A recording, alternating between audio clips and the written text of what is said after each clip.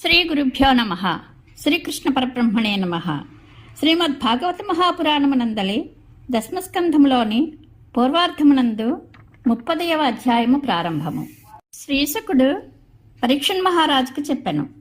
తాము చూచుచుండగనే శ్రీకృష్ణ భగవానుడు అంతర్హితుడు కాగా గోపికలు ఆ స్వామిని కానక గజరాజు కనబడకపోవుట వలన ఆడు ఏనుగుల వలె మిగుల తల్లడిల్లసాగిరి. బ్రజభామినులు కృష్ణప్రభువు యొక్క గజగమనములను, ప్రేమదరహాసములను, మనోజ్ఞములైన సరసాలాపములను, చిత్ర విచిత్రములైన లీలలను, శృంగార రసస్ఫోరకములైన భావభంగిములను పదే పదే తలుచుకొనుచు మైమర్చి ఉండేరి. అట్లు ప్రేమోన్మత్తులై ఉన్న గోపికలు తమను తాము కృష్ణునిగా భావించుకొనుచు ఆ స్వామి లీలలను అనుకరింపసాగిరి. అప్పుడు గోపికలు తమకు ప్రీతముడైన శ్రీకృష్ణుని యందు తాదాత్మ్యం చెంది నడకలు, చిరునవ్వులు, చూపులు, మాటలు మొదలగు వాని యందు ఆ స్వామికి ప్రతిరూపలై మెలగసాగిరి. పిదప వారు నేనే కృష్ణుడను అని పలవరించుచు విలాస శోభితములైన కృష్ణలీలా వైభవములను ప్రదర్శింపసాగిరి. ఆ సమయమున ఆ వనితలందరూ గుమిగూడి ఆ పరమపురుషుని గుణగణములను బిగ్గరగా గానము చేయుచు పిచ్చివారి వలె ఆయా వనముల యందు అంతటను తిరుగుచు ఆ స్వామిని వెదకసాగిరి. ఆ ప్రభువు సమస్త పదార్థముల యందును వారి యందును ఆకాశము వలె సకల దిశల యందును వ్యాపించి ఉండెను. కాని వారు ఆయనను ఎచ్చటను చూడజాలక ఉన్మత్తల వలె ఆ కృష్ణుని జాడను గూర్చి చెట్లు, చేమలను, పశుపక్షాదులను సైతము అడుగుచుండరి. అశ్వత్థ వృక్షములారా, జువి చెట్టులారా, మర్రి వృక్షములారా, నందనందనుడైన మా కృష్ణుడు ప్రేమపూరితములైన చిరునవ్వులతో, విలాసవంతములైన చూపులతో మా మనస్సులను దోచుకుని వెళ్ళినాడు. మీరు ఆయనను చూచితిరా? కురవకములారా, అశోక వృక్షములారా, పొన్నలారా, పున్నాగములారా, సంపెంగలారా, ఇంపుగల్పడి తన దరహాసములతో అభిమానవంతులమైన మా దర్పములను అణిచి శ్రీకృష్ణుడు ఇటు వచ్చినాడా? తులసి, నీ హృదయము మిక్కిలి కోమలము. నీవు ఎల్లరకును శుభములను కూర్చుచుండెడి దానవు. గోవిందుని చరణములపై నీకు గల మక్కువ అపారమైనది. ఆ స్వామికి నీవనిన ప్రాణము. నీ పరిమళములకు ఆకర్షితములైన తుమ్మెదలు ఎంతగా వృధ చేయుచున్ననో నిన్ను నిరంతరము ఆ స్వామి తన వక్షస్థలమున ధరించుచునే ఉండును. ఆ పురుషోత్తముడు నీకు కనబడిన మాలతీలతలారా, మల్లికలారా, జాజిపువ్వులారా, అడవి మొల్లలారా, తన మృదుహస్తములతో మీకు సుఖస్పర్శను గూర్చుచుండెడి కృష్ణప్రభువు ఇటు వచ్చుటను గమనించితిరా? ఎల్లరన్నూ ఆనందింపజేయుచుండెడి చూతవృక్షములారా, ద్రాక్షతీగులారా, పనస చెట్టులారా, వేగిస వృక్షములారా, ఎర్రకాంచనములారా, నేరేడు చెట్టులారా, జిల్లేడు మొక్కలారా, మారేడు చెట్టులారా, పొగడలారా, మామిడి వృక్షములారా, కడిమి చెట్టులారా, మంకెన్న చెట్టులారా, అట్లే యమునా తీరమున విలసిల్లుచున్న ఇతర వృక్షములారా, మీ జీవనమంతయు పరోపకారము కొరకే గడుచును. శ్రీకృష్ణ విరహ కారణముగా మా మనస్సులు ఏమాత్రము పనిచేయుకున్నవి. కావున మాకు ఆ ప్రభువు జాడను తెలిపి పుణ్యము కట్టుకొనుడు. భూదేవి, నీవు ఎంతటి తపస్సు చేస్తువో గదా! కోమలములైన శ్రీకృష్ణుని పాదముల సుఖస్పర్శచే పరమానంద భరితవై తృణములు, లతలు మొదలగు వాని రూపములలో పులకాంకితవై ఉంటివి. ఈ నీ ఆనందమునకు కారణము శ్రీహరి చరణస్పర్శయేనా, లేక వామనావతారమున త్రివిక్రముడై ఆ ప్రభువు తన చరణముతో నిన్ను ఆక్రమించినందులక, లేక వరాహావతారమున ఆ స్వామి తన కౌగిలి సుఖములలో నిన్ను ఓలలాడ చేసినందులక? కారణమేదైనను నీవు మిగుల భాగ్యశాలివి. మాకు కృష్ణుని జాడ తెలిపి మమ్ము ఆనందింపచేయము. తన కనులలో ఆనందాతిరేకమును ప్రదర్శించుచున్న ఒక హరిణిని చూచి దాంతో ఆ గోపికలు ఇట్లు పలికిరి. చెలి, శ్రీకృష్ణుడు తన ప్రియురాలతో కూడి ఇచ్చటికి వచ్చినట్లే ఉన్నాడు. ఏలయనా, సర్వాంగ సుందరుడైన ఆ ప్రభువు యొక్క దివ్య దర్శన భాగ్యమునకు నోచుకొనినందుల వలననే కాబోలు నీ నేత్రములలో పరమ సంతోషము పరవళ్ళు త్రొక్కుచున్నది. నీవు చెప్పుటలేదు గాని ఆ కృష్ణుడు ఇచ్చటికి వచ్చినాడంటకు నీ నేత్రాంగమే ప్రబల సాక్షి. ఆ స్వామి తన ప్రియురాల్ని కౌగిలింతల సుఖములలో ముంచెత్తినప్పుడు ఆమె వక్షస్థలమునందలి కుంకుమలతో నిండిన ఆ ప్రభువు మల్లెపూలమాల పరిమళములను నింపుకొని ఇచ్చటి వాయువులు గుబాళించుచూ వీచుచున్నవి. మా మాటలు నిజమే కదా.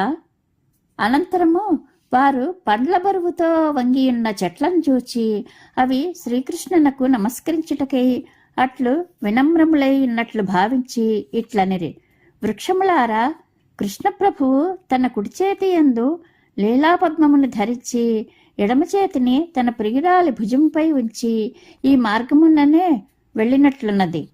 తన మెడలోని తులసిమాల పరిమళములకు ఆకర్షితములై తనను అనుసరించుచున్న తుమ్మెదల ఝుంకారములకు ఆనందించుచు అతడు ప్రణయపూర్ణములైన తన చూపులను ప్రసరింపచేయుచు ఇచ్చట సంచరించుచున్నప్పుడు సవినయంగా మీరు వనర్చిన నమస్కారములను ఆ స్వామి స్వీకరించినాడా? అప్పుడు ఆ గోపికలు తమలో తాము ఇట్లు ముచ్చటించుకొనిరి, సఖులారా, ఈ లతలను ఒకసారి పరికించి చూడుడు. ఇవి శ్రీకృష్ణ సాంగత్య భాగ్యమును పొందినట్లే ఉన్నవి. ఇది ముమ్మాటికిని నిజము. ఏలయనా ఇవి తమ పతియగు వృక్షము యొక్క కొమ్మలను పెనవేచుకుని ఉన్నను ఆ స్వామి యొక్క గోటి కొనల సుఖస్పర్శ వలననే కాబోలు మొక్కతొడికి పులకితములైనట్లు కనబడుచున్నవి. ఈ విధముగా కృష్ణుని ఎడబాటుతోనున్న గోపికలు ఆ స్వామిని వెతకుటలో మిగుల అలసిపోయిరి. విహ్వలలై ఉన్న ఆ గోపవనితలు కృష్ణునితో తాదాత్మ్యమును చెందుచు ఆ ప్రభువు యొక్క లీలలను అనుకరింపసాగిరి. పరీక్షిన్ మహారాజా ఒక గోపిక పూతనగా నటించుచుండగా మరి ఒకత బాలకృష్ణుడై ఆమె చనుబాలు త్రాగసాగాను. ఒక యువతి చిన్ని కృష్ణుని భావంతో ఏడ్చుచు బండిగా నటించుచున్న మరి ఒక్కతను కాలితో తన్నెను. ఒక సుందరి సుడిగాలిగా ప్రవర్తించుచు బాలకృష్ణుని వలె అనుసరించుచు వేరొక గోపికను ఎత్తుకొని పోయెను. ఒక గోపిక మోకాళ్లపై దోగాడుచుండగా ఆమె కాలి అందలు గల్లు గల్లున మ్రోగుచుండెను. ఇద్దరు గోపికలు బలరామకృష్ణులైరి. కొందరు గోపకాంతలు గోపాలురుగా ఆవుదూడలుగా నటింపసాగిరి. ఒక గోపిక వత్సాసునిగా మరి ఒక గోపిక బకాసునిగా నటించుచుండగా ఇతర గోపికలు వారిని హింసించుచున్నట్లు అభినయించిరి. కొందరు గోపికలు గోవులుగా నటించుచు దూరమునకు వెళ్ళగా ఒక గోపిక కృష్ణుని వలె ప్రవర్తించుచు వారిని పిలువసాగెను. వేరొక గోపిక కృష్ణుని వలె వేణువును ఊదుచున్నట్లు అభినయించుచుండగా ఇతర గోపికలు భలే భలే అని పొగడుచుండెరి. ఒక గోపిక తనను కృష్ణునిగా భావించుకొనుచు వేరొక గోపిక భుజములపై చేతులు ఉంచి నడుచుచు తక్కిన వారితో, గోపికలారా, నేను కృష్ణుడను, నా నడకల సోయగములను చూడుడు అని పలుకుచుండెను. ఒక తరుణి కృష్ణుని వలె ప్రవర్తించుచు, వ్రజవాసులారా, ఈ సుడిగాలులకు జడివానలకు మీరు ఏమాత్రము భయపడవలదు. వాటి నుండి రక్షించుటకు నేను తగిన ఉపాయమును ఆలోచించి ఉన్నాను అని పలుకుచు ఒక చేతితో తన చీరకొంగును పైకెత్తి నిల్చుండెను. పరీక్షిన్ మహారాజా ఒక గోపిక కాళీ సర్పముగా నటించుచుండగా వేరొక వనిత కృష్ణుని వలె ఆమె శిరస్సుపై పాదముల నుంచి, క్రూర సర్పమా, ఇచ్చట నుండి వెళ్ళిపొమ్ము, నేను దుష్టులను హతమార్చుటకే అవతరించితిని అని పలికెను. ఇంతలో ఒక గోపయువతి ఇట్లు నుడివెను, గోపాలకులారా, చూడుడు, వనంలో భయంకరమైన దావాగ్ని చెలరేగినది. మీరు కన్నులు మూసుకొనుడు. నేను మిమ్మలను అందరినీ దాని నుండి అవలీలగా రక్షించేదను.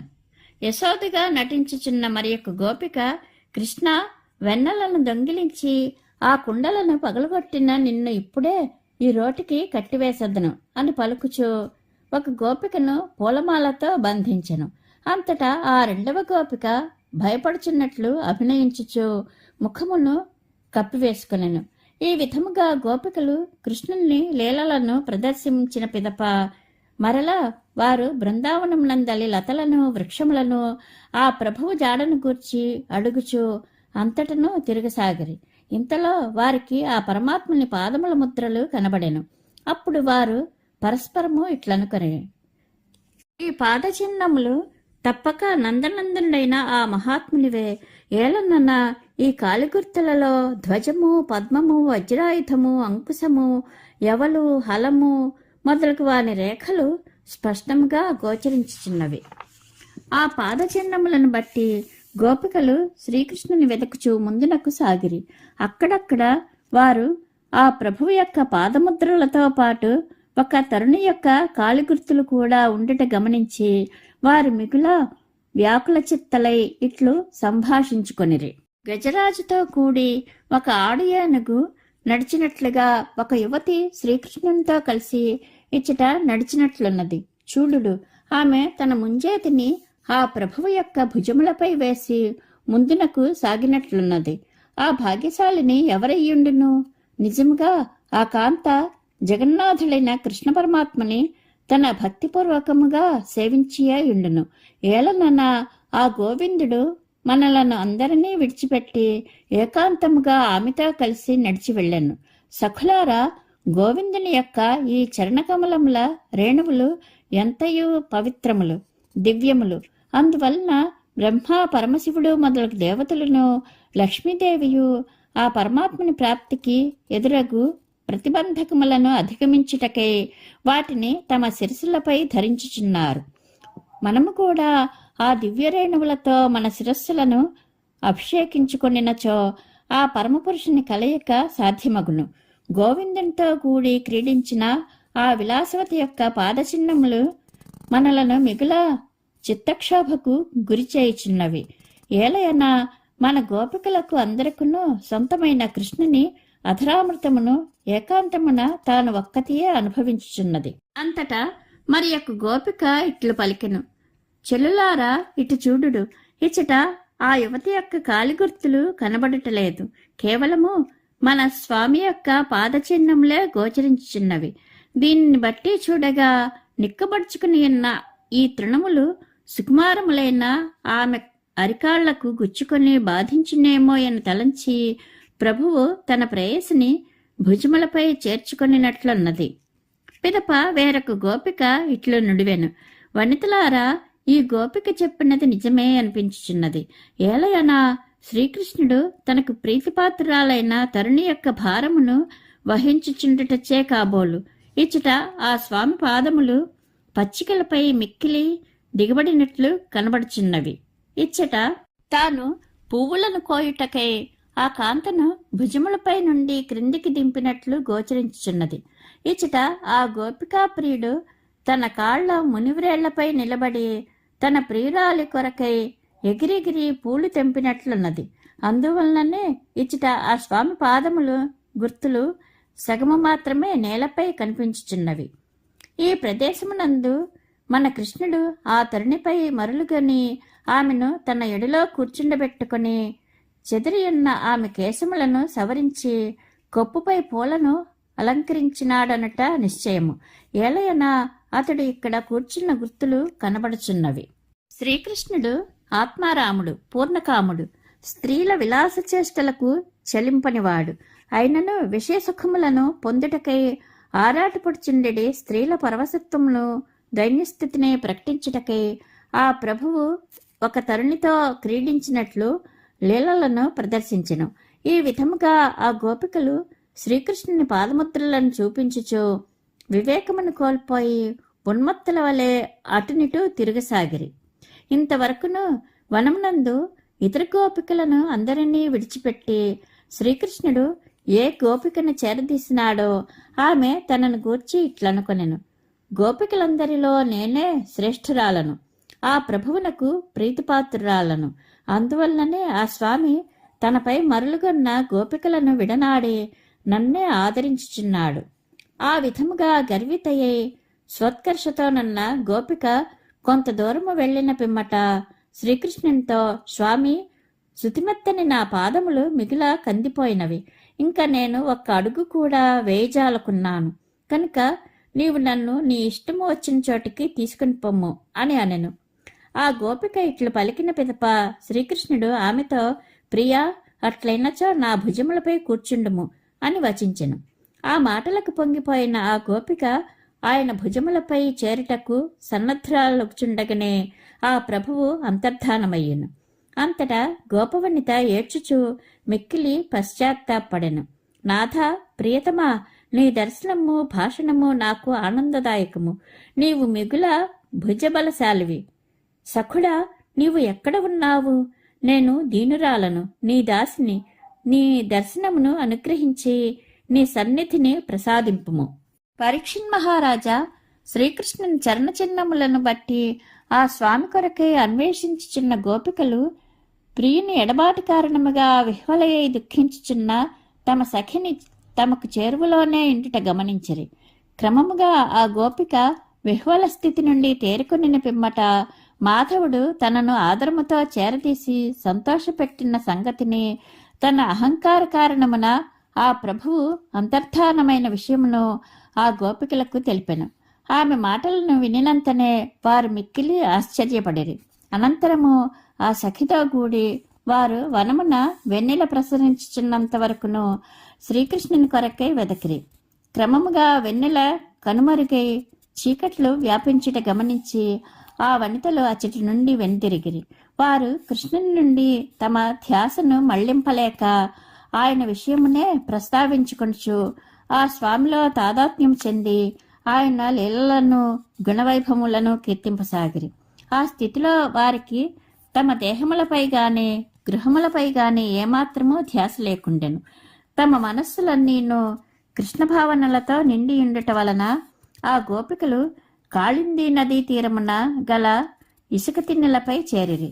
ఆ స్వామి రాకకై 1000 కళ్లతో ఎదురుచూచుచు వారు అందరూ కలిసి ఆ ప్రభువు యొక్క విశిష్ట గుణములను గానము చేయసాగిరి.